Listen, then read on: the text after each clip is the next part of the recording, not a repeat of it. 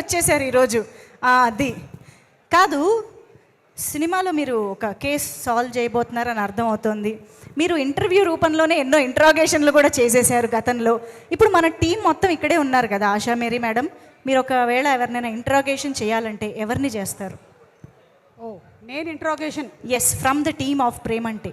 నేను ఇంట్రాగేషన్ చేయాలంటే జాన్వి గారిని చేస్తాను. జాన్వి గారు మిమ్మల్ని ఆశా మేరీ మేడం ఇంట్రాగేట్ చేయాలని అనుకుంటున్నారు. ఏమని అడగాలనుకుంటున్నారు? నెక్స్ట్ ఈవెన్ హీరోయిన్గా పెట్టి సినిమా తీయాలంట. ఎస్, జాన్వి గారు, మీరు ప్రొడ్యూసర్గానే ఎందుకు ఆగిపోతున్నారు? మీరు హీరోయిన్ ఎందుకు అవ్వకూడదు? మ్యామ్, అది టఫ్ క్వశ్చన్. మీరు హీరోయిన్ ఉన్నారు కదా ఇప్పుడు. నేను హీరోయిన్ స్పేస్ లేదండి. తెలియలేదు, ఆనంది అనుకున్నాను నేను. ఆమె ఉన్నారు, మీరు నాకు స్పేసే లేదు. మార్కెట్ మాట్లాడడానికి ఇలా మాట్లాడతారు కానీ ఈవిడ గురించి నేను ఒకటి చెప్పాలనుకుంటున్నాను. ఒక పాట డెడికేట్ చేయాలనుకుంటున్నాను ఈవిడికి.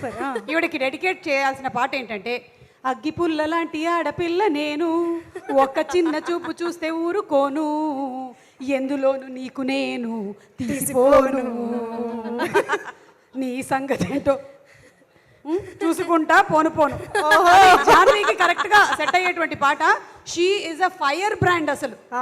అంటే సునీల్ గారే అనుకుంటే సునీల్ గారి కన్నా 10 ఆకులు ఎక్కువ చదివిందమ్మా. సో మా ఇంట్రాగేషన్ అయిపోయింది. This is the loveliest interrogation I have ever seen. Interrogation కంటే ముందు ఈవిడ ఆశా మేరీ లాగా పోలీస్ అవతారం ఎత్తింది కదా. రీసెంట్ గా మీరు సాల్వ్ చేసిన అతి పెద్ద కేసు ఏదైనా ఉందా?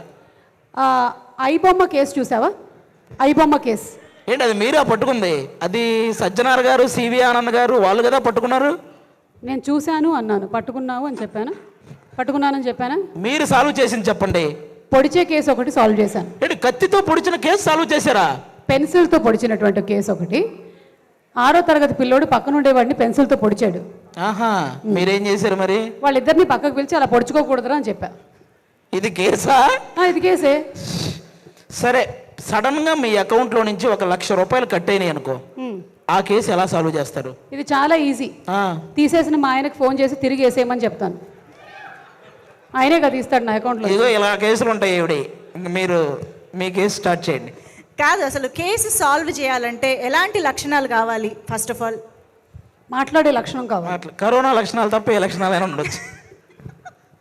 అంటే కేసు సాల్వింగ్ స్కిల్స్ ఉండాలి కదండి. మీరేమో మాట్లాడితే డివోర్స్ అంటున్నారు. ఫస్ట్ మనకి సుపీరియర్ గా సంపత్ లాంటి ఆఫీసర్ ఉండకూడదు. అంటే వెన్నెల కిషోర్ అలాంటి వాళ్ళు ఉంటే మనల్ని తొక్కేస్తారు.